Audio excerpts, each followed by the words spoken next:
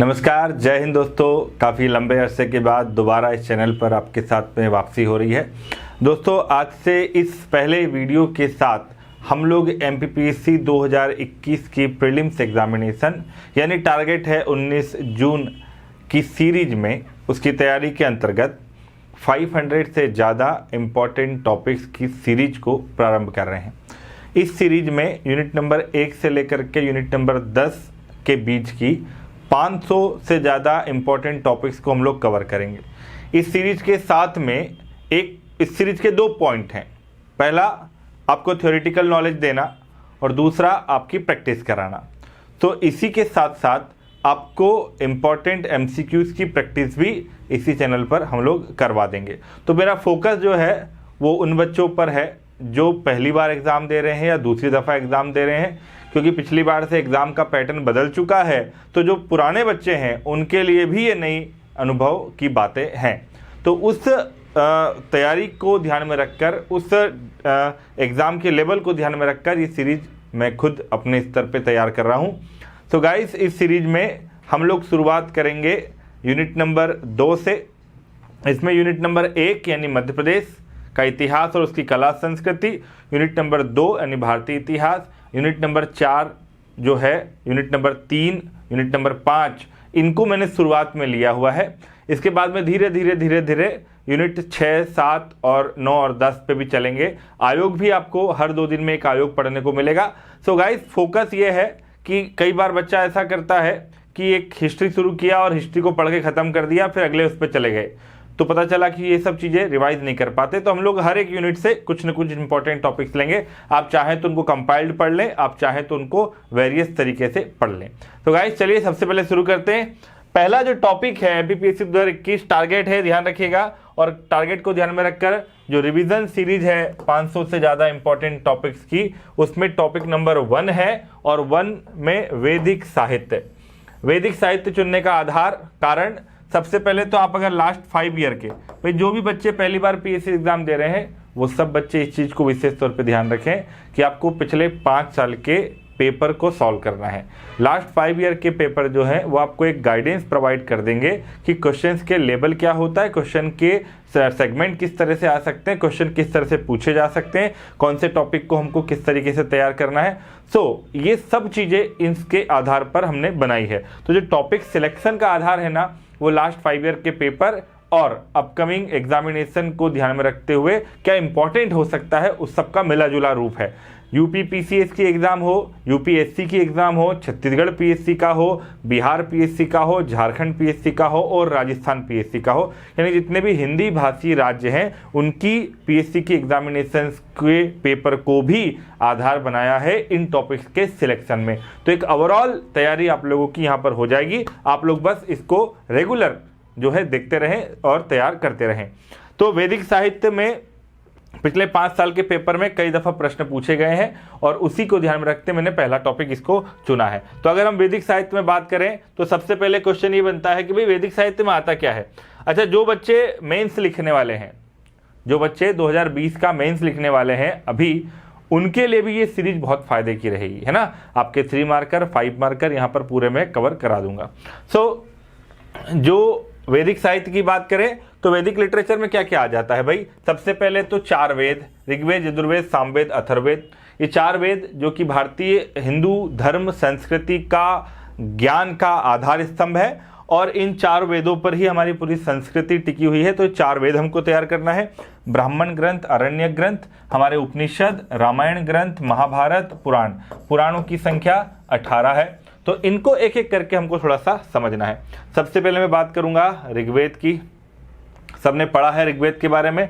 वैसे तो जब हम ऋग्वेद की बात करते हैं तो इंडो यूरोपियन लैंग्वेज में, यानी भारत की सभी भाषाएं और यूरोप की सभी भाषाओं में सबसे प्राचीनतम जो ग्रंथ है वो है ऋग्वेद। ऋग्वेद के बारे में ये कहा जाता है कि जब सबसे प्राचीनतम ग्रंथ पारसी धर्म का लिखा जा रहा था, अवेस्ता, याद रखना अवेस्ता, तो अवेस्ता और ऋग्वेद दोनों में बहुत सारे शब्द जो हैं वो कंटेम्प्ररी हैं, एक दूसरे से मिलान करते हैं।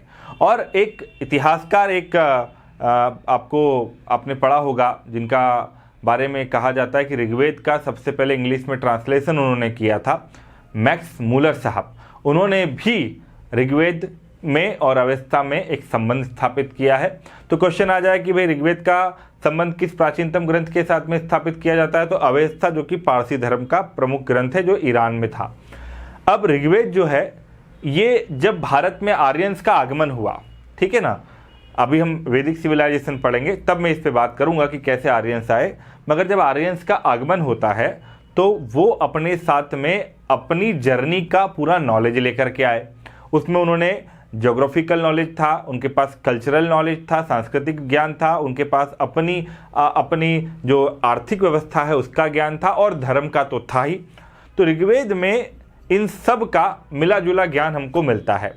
ऋग्वेद सबसे प्राचीनतम ग्रंथ और ये स्तुति और प्रार्थनाओं का संकलन है। जब आर्यंस भारत में आए तो उन्हें नए नए क्षेत्र में नई नई चीज़ों के साथ में संघर्ष करना पड़ रहा था, कबीलों के साथ भी संघर्ष करना पड़ा था जो राजनीतिक संघर्ष था, और साथ ही साथ में भौगोलिक संघर्ष भी करना पड़ रहा था।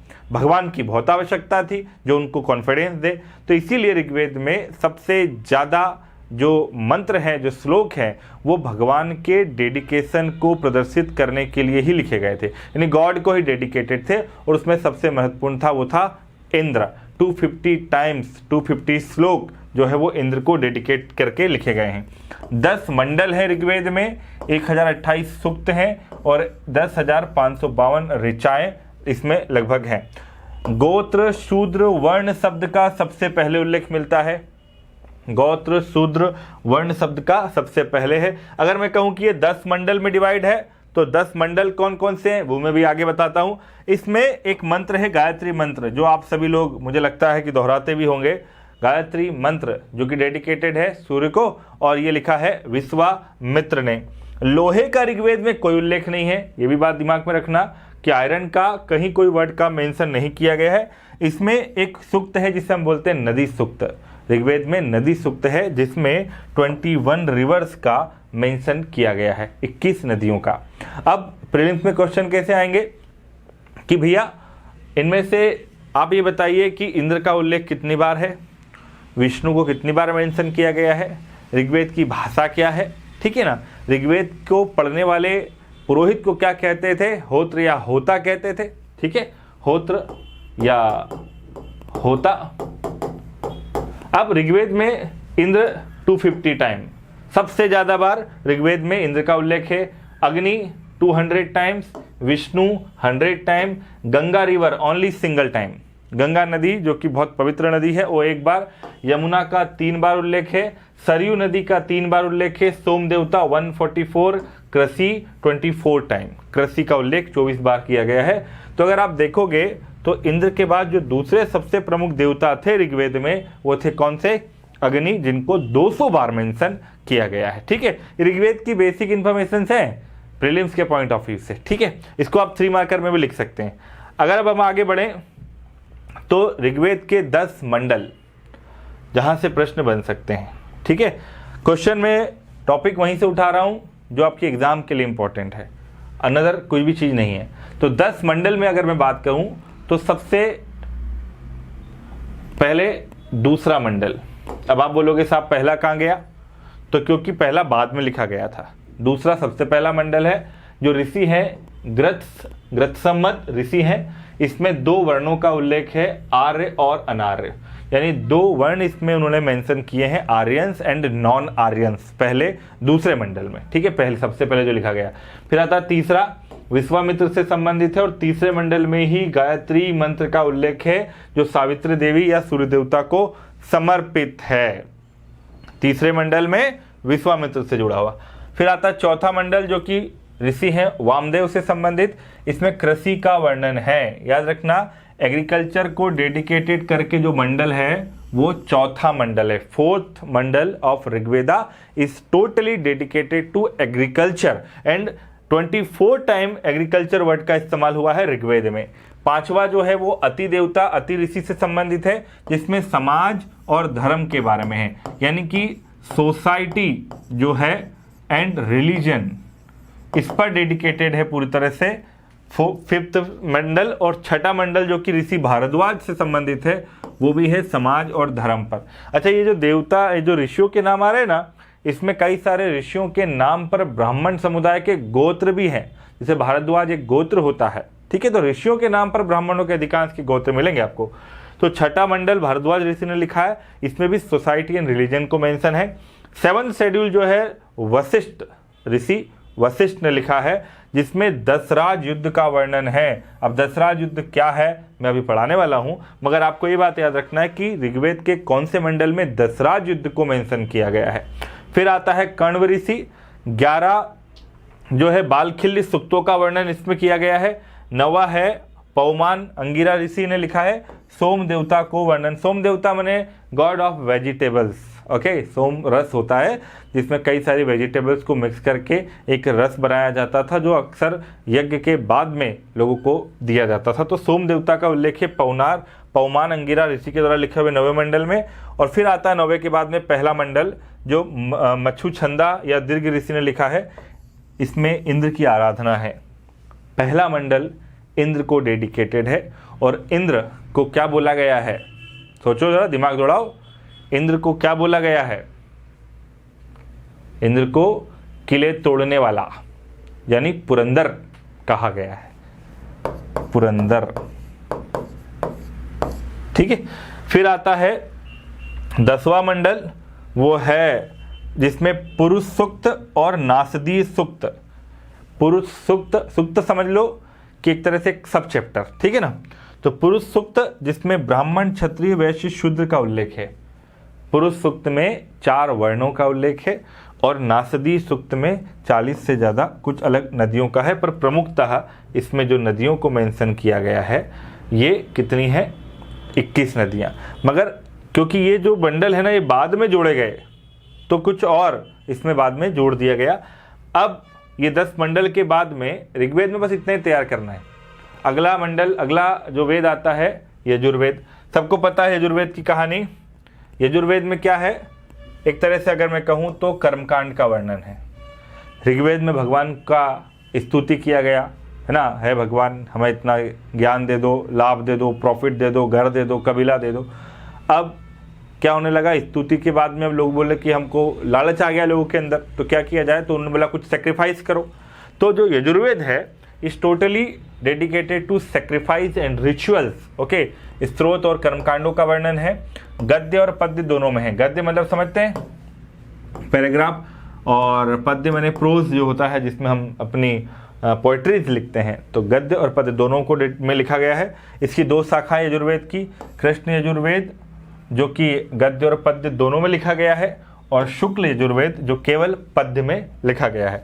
इसका अंतिम भाग ईशोपनिषद जो आध्यात्मिक चिंतन से संबंधित है। और अर्धवर्यु, हाँ हमने पढ़ा था ऋग्वेद के पढ़ने वाले को होत्र या होता कहते हैं, वैसे ही यजुर्वेद को पढ़ने वाले को अर्धवर्यु कहते हैं। जो कर्मकांड को संपन्न कराने वाला पुरोहित था उसे अर्धवर्यु कहते हैं। इसके बाद में आते हैं सामवेद। साम का अर्थ होता है संगीत। भारतीय शास्त्रीय संगीत का जो साहित्यिक जनक है, लिटरली फाउंडर, वो है सामवेदा, ठीक है। तो सामवेद में क्या किया गया, पहले हमने भगवान की स्तुति कर ली ऋग्वेद में, फिर कर्मकांड कर लिया, भगवान कुछ तो अच्छा दे दो। अब भगवान को गाकर खुश करना है, तो गाकर खुश करने के लिए हमने क्या लिख दिया, सामवेद। तो यज्ञों के अवसर पर जो मंत्र एक तरह से संगीतमय तरीके से गाए जाते थे, उन सारे मंत्रों को सामवेद में रखा गया है। मंत्रों को गाने वाला पुरोहित क्या कहलाता था, उद्गाता, मुंह से उद्गार कर रहा है तो उद्गाता, ठीक है। इसमें टोटल 1875 ऋचाएं हैं। हालांकि बहुत सारे फैक्ट और भी हैं कि सामवेद में ज़्यादातर मंत्र ऋग्वेद से लिए गए हैं, कुछ यजुर्वेद से भी लिए गए, बट वो सब अननेसेसरी हैं, इसलिए मैं उन पर यहाँ बात नहीं कर रहा। तो याद रखना सामवेद गायन के लिए है, मंत्रों को गाने वाला पुरोहित उद्गाता कहलाता है, और ये यज्ञों के अवसर पर गाया जाने वाला मंत्र का ग्रुप है। फिर आते हैं अथर्ववेद पर। तो इसमें 20 कांड हैं, 731 सूक्त हैं और 8987 मंत्र हैं। सूक्त माने समझ लो मंत्रों का ग्रुप हो गया और सूक्तों का ग्रुप हो गया कांड। तो 20 कांड हैं इसमें। 5987 मंत्रों में से 1200 मंत्र ऋग्वेद के हैं, सॉरी 8987 में से 1200 मंत्र जो हैं वो ऋग्वेद के हैं। इसमें ब्रह्मा वो व्यक्ति जो अथर्ववेद के मंत्रों का उच्चारण करने वाला पुरोहित होता है। ठीक है, ब्रह्मा पुरोहित जो अथर्ववेद पे। इसकी भी 2 शाखाएं हैं, पिप्पलाद और शौनक। ठीक है, मगध और अंग का उल्लेख इसमें किया गया है। मगध और अंग का उल्लेख है अथर्ववेदा में। इसमें सभा और समिति को प्रजापति की 2 पुत्रियां कहा गया है। सभा और समिति क्या होती है? ऋग्वेदिक पॉलिटिकल लाइफ में 2 लोगों का ग्रुप था, एक को सभा कहते हैं, एक को समिति कहते हैं। सभा जो होती है कुल मिलाकर के वो एल्डर्स का ग्रुप है, और समिति जो हो गई वो लोगों का समूह है। तो उनको ऋग्वेद अथर्ववेद में प्रजापति माने ब्रह्मा, उनकी 2 बेटियां कहा गया है। ये भी ध्यान रखना किसमें बोला गया, इस पर क्वेश्चन बनेगा। और इसका एकमात्र ब्राह्मण ग्रंथ है वो है गोपद। ठीक है, तो 4 वेद हो गए। ऋग्वेद सबसे प्राचीनतम, यजुर्वेद, अथर्ववेद और सामवेद। अब इन चारों वेदों के बाद में अब हम बात करेंगे उपनिषद। ठीक है, तो उपनिषद क्या होते हैं कि वेदों के में स्तुतियां हैं भगवान को खुश करने के लिए, कर्मकांड के लिए हैं, और भी बहुत सारी चीज़ें हैं। उपनिषद वेदों के उस ज्ञान को रिप्रेजेंट करते हैं जो अध्यात्म से जुड़ा हुआ है, जो ऐसी किताबें, ऐसे ग्रंथ जो आत्मा, परमात्मा, कर्म, मुक्ति, ठीक है, निर्बंध, इन सब के मुद्दों पर अपनी एक वैज्ञानिक अवधारणा रखते हैं, तो उन्हीं को हम कहते हैं उपनिषद। उपनिषद भारतीय जो फिलॉसॉफिकल बेस है, बैकग्राउंड है, उसको तैयार करता है। आपको पता है हिंदू धर्म में फिर 6 तरह के, है ना, हमारे यहाँ दार्शनिक विचारधाराएं आई हैं, उनका आधार यही है। तो उपनिषद, सबसे पहले मैं बात करूंगा ऐत्रेय उपनिषद के बारे में। ऐत्रेय उपनिषद जिसमें आत्मा और चेतना के निर्माण के बारे में बताया है। वैसे तो ये क्योंकि लिटरेचर पर किताब है, बट जब कभी हम लिटरेचर के टॉपिक्स हैं, बट जब कभी हम बुद्धिज़्म अभी पढ़ेंगे और वैदिक सिविलाइजेशन पढ़ेंगे तो उसमें थोड़ा सा हम डिटेल में समझने की कोशिश करेंगे कि ये क्या कॉन्सेप्ट था। मगर अगर मैं कहूँ तो उपनिषद माने क्या, सबसे पहले उपनिषद की बात बताऊं तो उपनिषद होगा कौन सा? ऐत्रेय, आत्मा और चेतना, कॉन्शियस, आपका चेतना, सबकॉन्शियस, उसके निर्माण कैसे होता है उसकी बात करता है, सोल की बात करता है। छांदोग्य उपनिषद एक इम्पॉर्टेंट है भैया, क्यों? ये लय और मंत्रों के जाप से संबंधित है छांदोग्य उपनिषद। छांदोग्य उपनिषद में सबसे पहले कृष्ण का वर्णन मिलता है, ये भी पॉइंट याद रखना। जो कृष्ण भगवान हैं उनका वर्णन सबसे पहले छांदोग्य उपनिषद में ही मिलता है। फिर कथा उपनिषद, इसमें नचिकेता और यम की कहानी है, उसकी बातचीत, मनुष्य, आत्मा, ज्ञान और मोक्ष, मुक्ति की चर्चा। नचिकेता और यम, इन दोनों की कहानी अगर आपको नहीं पता है तो थोड़ा आप पढ़ लेना, मगर इन दोनों के बीच में जो कॉन्वर्सेशन हुआ उसमें मनुष्य, ह्यूमन लाइफ, सोल, ज्ञान, मोक्ष, इन सब के बारे में एक डिटेल डिस्क्रिप्शन दिया हुआ है। तो ये कथा उपनिषद था।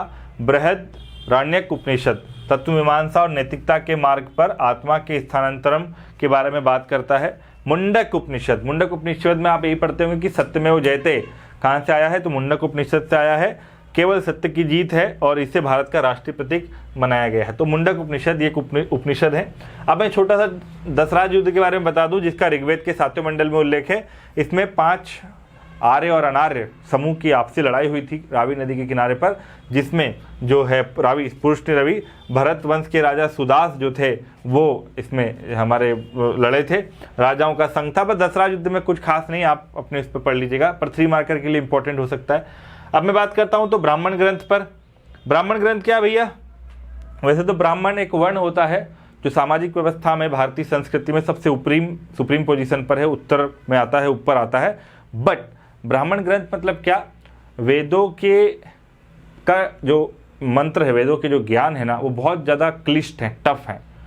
तो उन वेदों पर जो टिप्पणी की गई है उन ग्रंथों को हम ब्राह्मण ग्रंथ कहते हैं। अब वेदों के दो तरह के ग्रंथ निकल के आए, ब्राह्मण आए, अरण्यक आए, और एक ग्रंथ आया उपनिषद। उपनिषद जो है वो कर्मकांड का समर्थन नहीं करता, वो सिर्फ ज्ञान की बात करता है, जबकि कुछ ग्रंथ वेदों को आधार बनाकर कर्मकांड का समर्थन करते हैं। और इनमें से अधिकांश ब्राह्मणों ने ही लिखे हैं ये ग्रंथ, इसलिए इनको ब्राह्मण ग्रंथ कहते हैं। अब अगर हम देखें तो ब्राह्मण ग्रंथ में हिंदू श्रुति प्रकट ज्ञान साहित्य का भाग है, श्रुति ज्ञान का भाग है। हर वेद के साथ में एक ब्राह्मण ग्रंथ है। मैंने कहा कि वेदों पर टिप्पणी जो की गई है वो ब्राह्मण ग्रंथ कहलाता है, और ये किसी न किसी वेद पर कमेंट करने वाले ग्रुप को हम ब्राह्मण ग्रंथ कहते हैं। इसीलिए हर वेद किसी न किसी ब्राह्मण ग्रंथ से जुड़ा है। कर्मकांडों का संचालन करने और यज्ञ का विज्ञान उच्चारित करने के विषय में निर्देशों का भी समावेश है। यानी कर्मकांड का संचालन, कैसे कर्मकांड होगा, कैसे यज्ञ होगा, कैसे मंत्र होंगे, उन सब की बात करता। कुल मिलाकर सैक्रिफाइस पर डेडिकेटेड है। तो 4 वेद और उनसे संबंधित कुछ हमारे ब्राह्मण ग्रंथ हैं। जैसे ऋग्वेद का ब्राह्मण ग्रंथ है ऐत्रेय और कौशितकी, ठीक है, और इसका उपनिषद भी है ऐत्रेय और कौशितकी। आप 2-3 साल पहले का पेपर उठा के देखें तो आपको दिखाई देगा, उसमें पूछा हुआ है कि कौशितकी जो उपनिषद है वो किस वेद से संबंधित है। ऋग्वेद के ब्राह्मण ग्रंथ और उपनिषद दोनों एक हैं। फिर यजुर्वेद जो दूसरा वेद है, इसका ब्राह्मण ग्रंथ है सतपथ और तैत्तिरीय, और उपनिषद है कठोपनिषद, ईशोप उपनिषद और बृहदारण्यक। फिर सामवेद का ब्राह्मण ग्रंथ है पंचविश, और इसका उपनिषद है छांदोग्य और जैमिनीय। और अथर्ववेद का ब्राह्मण ग्रंथ है गोपत, और इसका उपनिषद है मुंडकोपनिषद, मांडुकोपनिषद और प्रश्नोपनिषद। मुंडक मैंने अभी बताया आपको कि ये किससे संबंधित है, सत्यमेव जयते से। तो ये जो 4 वेद हैं, 4 के ब्राह्मण और 4 के उपनिषद, ये आपको तैयार करने हैं। अब बात करें तो अरण्य ग्रंथ पे, वेद, उपनिषद, ब्राह्मण, फिर अरण्यक। अरण्य का मतलब होता है जंगल। तो जंगल में क्या होता है, ज्ञान की बातें होती है, वैसे तो घूमना फिरना भी होता है, मगर जंगल यानी अरण्य होता है। तो ये भी वेदों के ऊपर लिखे हुए ग्रंथ हैं, मगर ये अलग अलग दृष्टिकोणों से वेदों और कर्मकांडों का वर्णन करते हैं। तो जब जंगल में जो हमारे उस समय पर आश्रम व्यवस्था थी, तो ब्रह्मचार्य, गृहस्थ, वानप्रस्थ और संन्यास। वानप्रस्थ के बाद में जब कोई लोग जंगल में जाता था वानप्रस्थ आश्रम के दौरान, और ऋषि मुनियों के पास में बैठ करके ज्ञान हासिल करता है, और उस ज्ञान के आधार पर जो लिटरेचर लिखा गया उसको हमने कहा अरण्यक, ठीक है। ये जन्म मृत्यु का चक्र और आत्मा की जटिलता के विषय में कर्मकांडी सूचनाओं का स्रोत हमें देता है। अब हम आते हैं उपनिषद। उपनिषद संस्कृत में लिखा गया ग्रंथ है। उपनिषद ज्ञान कांड से संबंधित है, अरण्यकों के पूरक है, भारतीय दर्शन के प्रमुख स्रोत है, जो मैंने बताया अभी आपको। विश्व की उत्पत्ति, जीवन, मृत्यु, भौतिक, आध्यात्मिक जगत, ज्ञान का स्वरूप, ये सब है, और इसके बारे में पीछे बता चुका हूँ उपनिषद की परिभाषा। अब मैं आता हूँ पुराणों पर। पुराण का मतलब होता है, अर्थ इसका होता है जो पुराने को नया बताता है। पुराण मतलब क्या, जो पुराने ज्ञान को भी नए तरीके से पेश किया जाए, वही पुराण।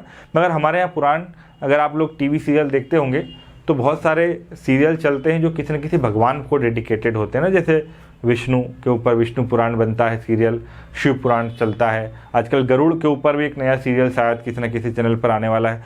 तो ये जो भगवानों की जो जानकारी हम तक पहुंचती है ना, उसका सोर्स क्या है, यही पुराण है। तो पुराण जो है दरअसल वो ब्रह्मांड के निर्माण के विषय में कहानियाँ अपने में शामिल करते हैं। जैसे आपने सुना होगा कि भाई दुनिया की उत्पत्ति जो है वो विष्णु से होती है, फिर विष्णु में से ही एक महेश बने, फिर एक ब्रह्मा बने, तीनों ने अपने अपने काम बांट लिए। विष्णु ने कितने अवतार लिए, क्या किया उन्होंने, क्या नहीं किया, ये सब कुछ किसी न किसी पुराण में दर्ज है। तो ब्रह्मांड की विनाश से लेकर, उत्पत्ति से लेकर विनाश तक की पूरी प्रक्रिया पुराणों में दी हुई है। इसमें राजाओं, नायकों, संतों, यक्ष यक्षिणियों, इन सब की कहानी भी इसमें शामिल है। मगर खास तौर पे ये 3 भगवानों को डेडिकेटेड है, वो है ब्रह्मा, विष्णु और महेश। पुराणों की संख्या टोटल है 18। प्रमुख पुराण में भागवत पुराण आता है, ब्रह्मा पुराण, वायु पुराण, अग्नि पुराण, गरुड़ इसका तो सब लोग इस्तेमाल करते होंगे, सबने सुना भी होगा। पद्म, विष्णु और मत्स्य पुराण, ठीक। गरुड़ पुराण का इस्तेमाल कब होता है, जब किसी के यहाँ पर किसी की मृत्यु हो जाए तो उस समय पर गरुड़ पुराण का वाचन एक पुरोहित के द्वारा हमारे घरों में करवाया जाता है। तो ये कुछ पुराण हैं। अब हर पुराण किसी न किसी देवता से संबंधित है। अब जैसे गरुड़ पुराण है, इसमें आत्मा, मोक्ष, स्वर्ग, नरक, इन सब की जानकारी दी गई है, और इन सब का कुछ न कुछ साइंटिफिक रीज़न भी है दोस्तों। जब आप गरुड़ पुराण सुनते हैं तो आपने देखा होगा कि उनके परिवारों को सुनाया जाता है जिसकी मृत्यु हुई है। अब किसी की मृत्यु हो जाती है तो हमारे मन में न जाने तरह तरह के ख्याल आते हैं। हम क्योंकि हिंदू धर्म के धर्मावलंबी है तो हम लोगों को आत्मा की भी फिक्र होती है कि उसकी आत्मा कहाँ है, आसपास तो नहीं भटक रही है। तो उस गरुड़ पुराण में इस चीज़ का ज्ञान दिया जाता है कि वो जो आत्मा है वो कहाँ जा रही है, कहाँ जा सकती है, ताकि आप लोगों को एक तरह से कर्मकांड करवाया जा सके और थोड़ा सा मनोबल आपका बढ़ाया जा सके। अच्छा, पुराणों में हमें राजनीतिक जानकारी भी मिल जाती है भारत की। अब मैं अगले इसकी बात करूं तो वो है महाभारत।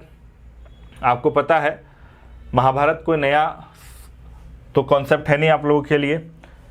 प्रॉपर्टी का एक विवाद था, उस विवाद में मध्यस्थता करने की कोशिश की कृष्ण ने, मगर नहीं कर पाए और फाइनली एक युद्ध हुआ। तो महाभारत दरअसल है क्या कि हमारे कुरुवंश के, है ना, पांडु पुत्रों और धृतराष्ट्र पुत्रों के बीच में एक राज्य को लेकर विवाद था, जिसमें कई सारे चरित्र की अलग अलग भूमिकाएं थी, जिसमें चाहे वो भीष्म हो, चाहे फिर वो दुर्योधन हो, चाहे कृष्ण हो, चाहे हमारे गुरु हो। अब इन सब ने अपने अपने तरीके से धर्म और अधर्म को एक तरीके से देखने और करने की, व्यवहार में लाने की कोशिश की। कौन धर्म के मार्ग पर था, कौन अधर्म के मार्ग पर था, उसका भगवत गीता में जानकारी मिलती है। परंतु ये जो महाभारत है ये एक महाकाव्य है जो भारत की उस सामाजिक व्यवस्था, उस पारिवारिक स्थिति का वर्णन करता है जिसमें सत्ता और धन ही सबसे महत्वपूर्ण भूमिका लोगों के लिए निभाते हैं। तो उसमें कैसे धर्म का स्थान ऊपर किया जाए उसके लिए ग्रंथ लिखे गए थे। तो इसकी कहानी मैंने कहा, और ये 18 पर्वों में है। 18 पर्व है, चैप्टर संस्कृत में लिखा है। किसने लिखा है? वेद व्यास, महर्षि वेद व्यास, ठीक है। और महाभारत का अनुवाद समझ लो, थोड़ा क्वेश्चन जो प्रीलिम्स में बन सकता है। तमिल भाषा में किसने अनुवाद किया? पेरुंदेनार, पेरुंदेनार उसने किया, भारत वेणवा के नाम से, पेरुंदेनार। फिर बंगला भाषा में किसने किया? तो अलाउद्दीन नुसरत शाह के समय पर नुसरत शाह ने किया। फारसी भाषा में अकबर के समय अब्दुल कादिर बदायूनी ने रज्मनामा के नाम से किया। जब महाभारत में 8,800 श्लोक थे तब ये जय संहिता कहलाया। जब 24,000 श्लोक हुए तो ये भारत कहलाया। और जब 1 लाख से ज़्यादा श्लोक हो गए तो ये शताब्दी या महाभारत कहलाता है, 1 लाख से ज़्यादा श्लोक होने पर। ऐसा ही एक और महाकाव्य हमारे यहाँ, 2 महाकाव्य हैं, वो रामायण है। पहले महाभारत से जुड़ा हुआ भगवत गीता। भगवत गीता के सूत्रधार कौन है? कृष्ण। भगवत गीता एक वो ग्रंथ है जिसमें ह्यूमन के सारी समस्याओं का समाधान दर्ज है। भगवत गीता महाभारत का ही एक भाग है। हिंदू धर्म की दार्शनिक दुविधाएं, मैंने कहा जो भी फिलोसॉफिकल प्रॉब्लम्स हैं धर्म को लेकर, आत्मा को लेकर, परिवार को लेकर, उन सब का ज्ञान देने की कोशिश की गई है इसमें भगवान कृष्ण द्वारा। और अर्जुन और कृष्ण के बीच में जो एक कॉन्वर्सेशन होता है उस कॉन्वर्सेशन का कंपाइलेशन ही भगवत गीता है। तो इसमें निष्काम कर्म और निस्वार्थ रूप से दुनिया की अपने प्रति जो, अपने दुनिया के प्रति जो कर्तव्य उसको निभाने की बात इसमें की गई है। अब आते हैं रामायण पर। महर्षि वाल्मीकि ने रामायण लिखी है।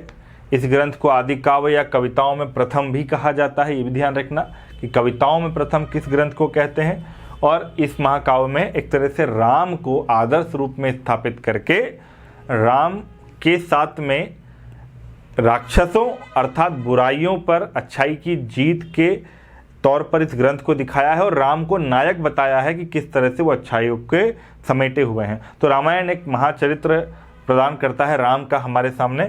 और ये 4 उद्देश्य, 4 पुरुषार्थ, धर्म, अर्थ, काम और मोक्ष, इन 4 को प्राप्त करने का रास्ता भी आपको बताता है।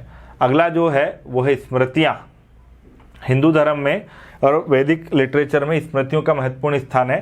प्राचीन काल में ना आज के संविधान जैसा कोई कानून दस्तावेज नहीं होता था, ना कोई पार्लियामेंट होती थी जो कानून बना दे, कोई एक्ट नहीं होते थे। तो जो स्मृतियां है ना, ये मानव जीवन के कानून का काम करती थी। यानी कि आपके पैदा होने से लेकर, इवन पैदा होने के पहले से लेकर मृत्यु तक के आपके जीवन के सारे व्यवहार, आपकी आदतें कैसी होनी चाहिए, उन सब पर ये कानूनी किताब है जिनको हम स्मृतियाँ कहते हैं। और विकास धर्मसूत्र से हुआ है। प्रमुख स्मृतियाँ 6 हैं, मनु, याज्ञवल्क्य, नारद, पाराशर, बृहस्पति और कात्यायन। मनुस्मृति सबसे प्रमुख है क्योंकि ये ऋषि मनु ने लिखी है, पद्य भाषा में है, संस्कृत भाषा है इसकी, और लिपि इसकी ब्राह्मी लिपि है। इसमें जो है खास तौर पे कब लिखी गई ये भी एक क्वेश्चन बनता है कि मनुस्मृति की रचना कब हुई, तो मौर्योत्तर युग में, शुंग काल, आपको पता है पुष्यमित्र शुंग, उसके समय पर इसकी रचना होती है, उस समय शुरू होती है।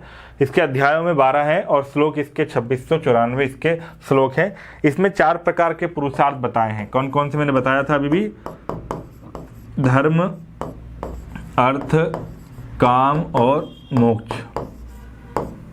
4 पुरुषार्थ हैं जो आपको प्राप्त करने चाहिए।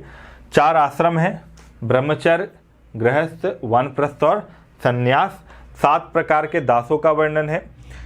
मनुस्मृति सती प्रथा का समर्थन करती है, ठीक है। पिता द्वारा लिया गया कर्ज पुत्र को अदा करना चाहिए, मनुस्मृति कहती है। और शिक्षा निःशुल्क होनी चाहिए। हमने तो आज हमारे आर्टिकल 21A में शिक्षा को निःशुल्क किया है, मगर मनुस्मृति प्राचीन काल से कही है कि शिक्षा निःशुल्क होनी चाहिए। फिर आते हैं याज्ञवल्क्य स्मृति। इसके रचनाकार याज्ञवल्क्य ऋषि थे, इसलिए इसमें श्लोकों की संख्या 1000 है। ये गुप्त काल में लिखी गई थी, ये भी ध्यान रखना, गुप्त काल में लिखी गई सबसे पुरानी मनुस्मृति है। और समाज में सती प्रथा नहीं होनी चाहिए, ये इसमें कहा है। पिता द्वारा लिया गया कर्ज पुत्र को अदा नहीं करना चाहिए। अब इन 2 शब्दों से आप समझ लो कि ये मनुस्मृति को काउंटर करने के लिए लिखी गई थी, ठीक है ना। अब समाज में सूदखोरी होनी चाहिए, ब्याज का पैसा, ये इन्होंने कहा। इसके बाद में अगली स्मृति पर हम बात करें तो नारद, ये गुप्त काल में लिखी गई नारद स्मृति। इसका संपादन जाली महोदय ने किया था। सती प्रथा का समर्थन नहीं करता, स्त्री विवाह की पुनर्विवाह की अनुमति इसमें देता है। ध्यान रखना, स्मृतियों में 3 मार्कर में भी आ सकता है और प्रीलिम्स में क्वेश्चन बन सकते हैं कि इनमें से सती व्यवस्था का कौन, पुनर्विवाह का कौन समर्थन करता है। स्वर्ण मुद्राओं के लिए दिनार शब्द का सबसे पहले उल्लेख इसी में मिलता है, दिनार, और इसमें 15 तरह के दास हैं। फिर आओ बृहस्पति स्मृति, मनुस्मृति की तरह ये भी सती प्रथा का समर्थन करती है। कात्यायन, शूद्रों को वेद पढ़ने और सुनने की अनुमति नहीं थी। और देवल स्मृति, ये पूर्व मध्यकालीन स्मृति यानी मध्यकाल के पहले का। इसमें हिंदुओं को पुनः, जो मुसलमान धर्म में शामिल हो गए थे, इस्लाम धर्म में शामिल हो गए थे हिंदू लोग, उनको फिर से हिंदू धर्म में शामिल करने की बात इसमें कही गई थी। दोस्तों, ये वैदिक साहित्य था, इसको आप अपने स्तर पर भी और अच्छे से तैयार कर सकते हैं। आपके पास नोट्स होंगे, बुक होंगी, उनसे पढ़ सकते हैं। मेरे इस कंटेंट का, इस क्लास का उद्देश्य सिर्फ ये है कि आपको उन सारे टॉपिक से मैं रूबरू करा दूं जो हो सकता है या तो आपने पढ़ लिए हो या हो सकता है नहीं पढ़े हो, तो उनको एक बार आप अपने लेवल पे तैयार कर लें।